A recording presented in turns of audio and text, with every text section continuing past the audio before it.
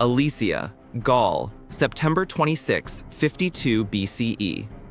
The world is mud, blood, and the screaming of horns. Not the clean, sharp blast of a Roman cornu, but the wild, terrifying caterwaul of the Carnix, the Gallic war horn shaped like a monstrous beast, its cry a promise of violent, ecstatic death. From the top of the Roman earthworks, the valley below is a churning sea of humanity. 250,000 Gallic warriors, a nation's fury given form, are crashing against a wall of wood and dirt defended by 50,000 Romans. Shields splinter, spears snap. The ground, already slick with rain and gore, trembles under the weight of the charge. A legionary, a boy from Umbria barely 20 years old named Lucius, grips his pilum so hard his knuckles are white. The metallic taste of fear coats his tongue. He can hear his centurion, a grizzled veteran with a face like a roadmap of forgotten campaigns, bellowing orders. "Hold the line, lock shields, the eagle watches, boys, Rome watches!" But the sound is nearly swallowed by the roar of the Gauls, a wave of color and rage. Checked trousers, lime-washed hair, and eyes burning with a righteous hatred for the invaders who have spent 8 years bleeding their lands dry. This isn't a battle, this is an apocalypse. And on a small rise, surrounded by his staff, one man in a brilliant scarlet cloak watches it all, his face as still and unreadable as a marble statue. Gaius Julius Caesar. He has trapped one army in front of him and now faces another, even larger one, at his back. He is besieger and besieged, predator and prey.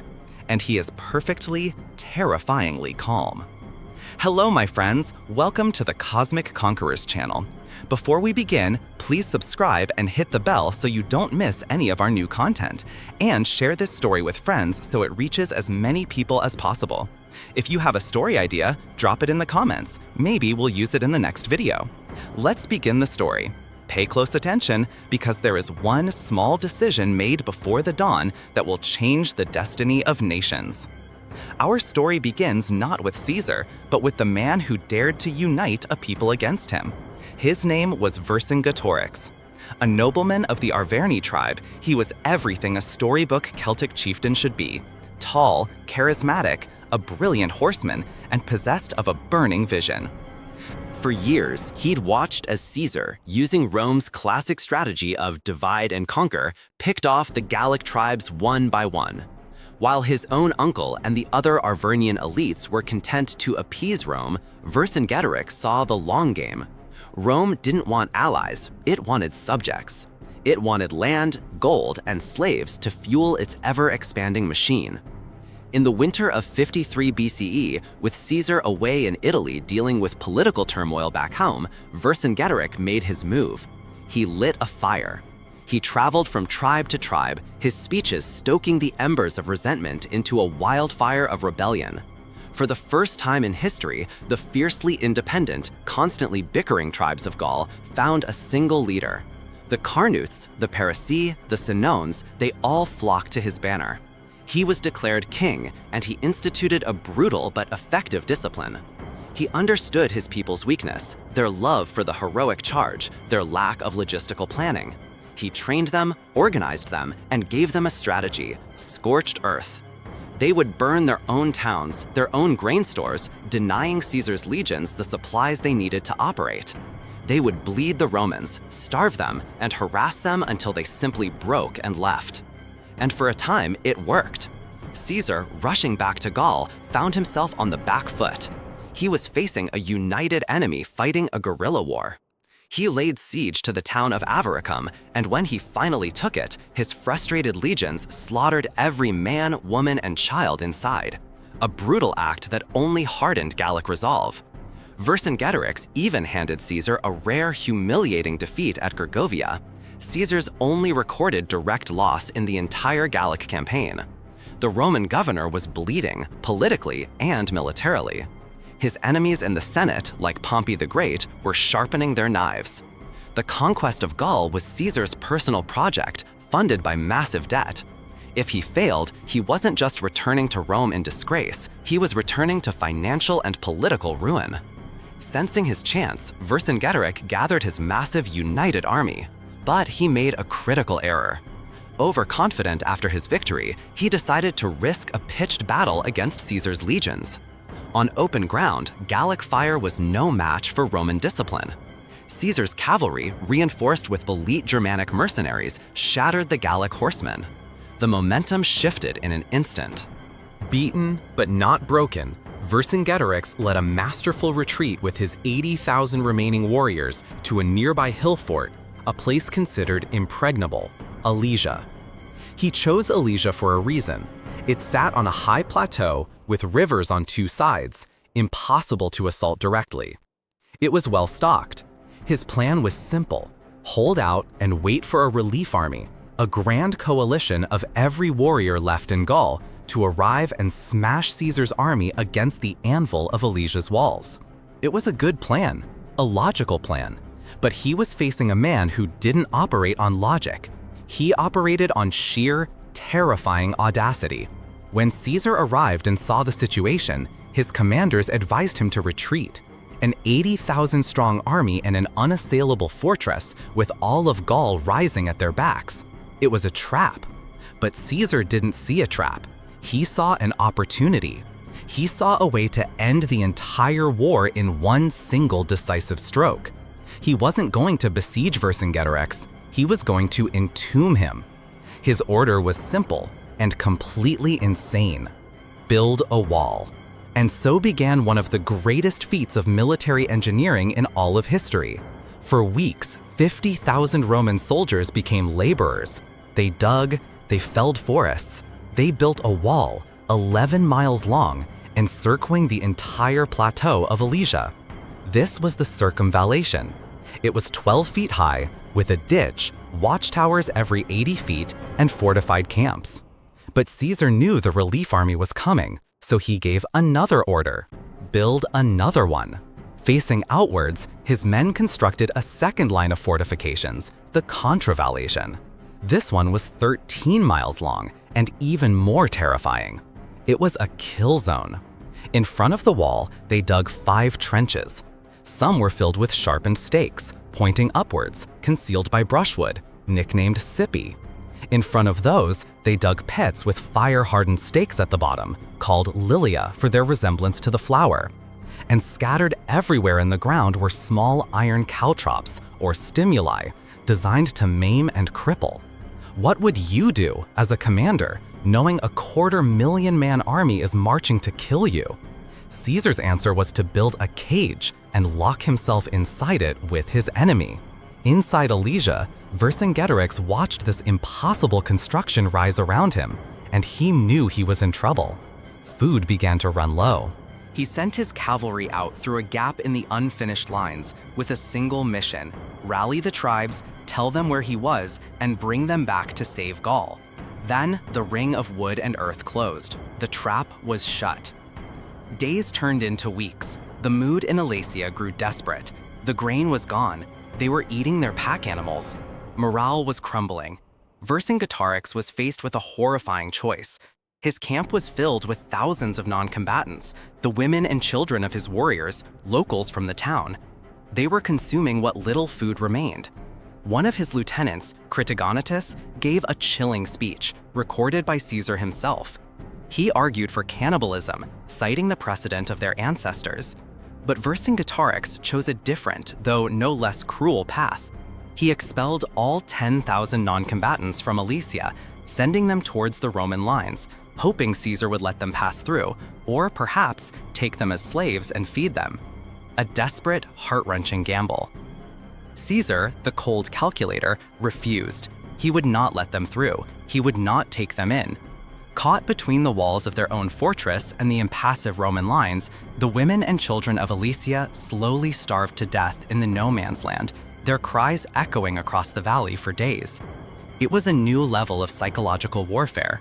This was no longer a war for territory, it was a war of annihilation. And then, on the horizon, banners appeared, a forest of them. The Gallic relief army had arrived. Commanded by Commius and Vercingetorix, Vercingetorix's own cousin, it numbered a staggering 250,000 men. Caesar's 50,000 legionaries were now outnumbered more than 6 to 1, caught between two hostile forces. The final brutal act of the Gallic Wars was about to begin. The first Gallic assault was a chaotic cavalry skirmish. Caesar's Germanic horsemen, a brutal and effective mercenary force, routed them. The Gauls pulled back, re-strategized. The second assault came at night. Screaming warriors rushed the outer wall, trying to fill in the Roman trenches. For hours, the battle raged in the dark, a nightmare of stabbing shadows and confusion. Roman discipline held. The intricate web of traps did its job, breaking the charge and channeling the attackers into kill zones where they were cut down by volleys of javelins and arrows from the towers. But the Gauls had learned something. Their scouts had found a weak point. In the north, due to the rough terrain, the Roman line of fortifications was incomplete and built over a steep slope. This was the spot. This would be where they broke Caesar. Vercingetorix was given command of 60,000 of the best Gallic warriors. They would march through the night and attack the weak point at dawn. At the same time, Vercingetorix, seeing their signal from within Alesia, would lead his starving but desperate army in a full-scale assault on the inner wall. A two-sided, all-or-nothing hammer blow. As the sun rose, the trap sprung. From his command post, Caesar could see it all. The northern section of his wall was collapsing. His men, exhausted from weeks of labor and fighting, were being overwhelmed. The Gauls were pouring over the ramparts. At the same time, Vercingetorix's warriors swarmed the inner wall, using grappling hooks and ladders. The Roman lines were screaming, buckling, about to shatter. This was the turning point. This was the moment where history is made or unmade. Caesar sent his deputy, Titus Labienus, with reinforcements to the northern sector, but it wasn't enough. He could see Labienus's men being swallowed by the sheer number of Gauls. A lesser commander would have panicked, but Caesar was no lesser commander. He did the one thing no one expected. He grabbed a sword, his famous scarlet cloak billowing behind him, and rode personally into the thick of the fighting. His men, on the verge of breaking, saw him. They saw their general, the man who had led them to riches and glory for 8 years, fighting in the dirt beside them. Their spirits soared. A roar went up through the ranks, not of fear, but of renewed fury. Caesar! He rallied the defense, then led 4 cohorts in a desperate countercharge out of the Roman lines, flanking the Gauls who were focused on the wall. At the same time, he sent his cavalry on a wide, sweeping arc to come around and hit the Gallic relief army from the rear. The Gauls, caught completely by surprise, trapped between Labienus's fortified line, Caesar's infantry charge, and a cavalry assault from behind, finally broke. They shattered. The retreat turned into a rout, a wholesale slaughter. Vercingetorix, watching from Alesia's walls, saw the relief army, his last hope, dissolve into chaos and death. And he knew it was over. The next day, silence fell over the valley. Vercingetorix called his council. There was no food, no hope. He told them he had fought not for his own gain, but for the liberty of all Gaul. Now he offered himself to them to do with as they pleased, to kill him to appease Caesar, or to hand him over alive. They chose to surrender. And here's the detail that reframes everything. Vercingetorix didn't just surrender. He made it a spectacle. He armed himself in his finest, most ornate armor. He mounted his best warhorse. He rode out of the gates of Alesia alone, across the field of corpses, and into the Roman camp where Caesar sat on a tribunal waiting. He rode a circle around Caesar, then dismounted, laid his sword and armor at Caesar's feet, and knelt in silence. It wasn't just a surrender. It was a carefully staged piece of political theater. Vercingetorix knew Caesar. He knew Caesar didn't just need a victory, he needed a symbol. A grand villain to display at his triumph in Rome to justify the brutal, costly war. By surrendering with such dramatic flair, Vercingetorix became that symbol, the king who united all of Gaul and was brought to heel. It was his final tragic act of leadership, a sacrifice not only of his freedom, but of his identity, turning himself into a trophy to perhaps buy his people a sliver of mercy. Caesar had him put in chains. The rest of the Gallic survivors were given as slaves to his legionaries, one for every soldier as plunder. The war was over. Gaul was conquered. Vercingetorix would languish in a Roman prison for 6 years, waiting. He was kept alive for one purpose: to be the main attraction in Caesar's magnificent Gallic triumph. In 46 B.C.E., he was paraded through the streets of Rome in chains, a living monument to Caesar's glory. After the parade, he was taken to the Tullianum prison and, as was custom, ceremonially strangled. In the end, it is not the sharpest sword that conquers, but the most disciplined mind. Vercingetorix had the passion of a nation, but Caesar had the cold, unrelenting calculus of an empire. And as the last Gallic banner was ground into the mud, a lone Roman courier spurred his horse, not towards the battlefield, but south. His destination, Rome. The message he carried would not speak of victory, but of power.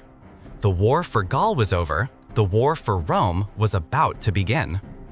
Who was the greater leader? The man who united a people in a doomed, glorious cause? Or the man who built an empire on their ashes? Who do you think bore the true guilt for this day? Let me know your thoughts in the comments. And with that, we've reached the end of the story. But stories don't end here. If you liked this one, don't forget to like and subscribe to the channel so you don't miss any new stories. And if something caught your attention, leave it in the comments and let's discuss it together. I'll be waiting for your opinions. See you in the next story. Goodbye!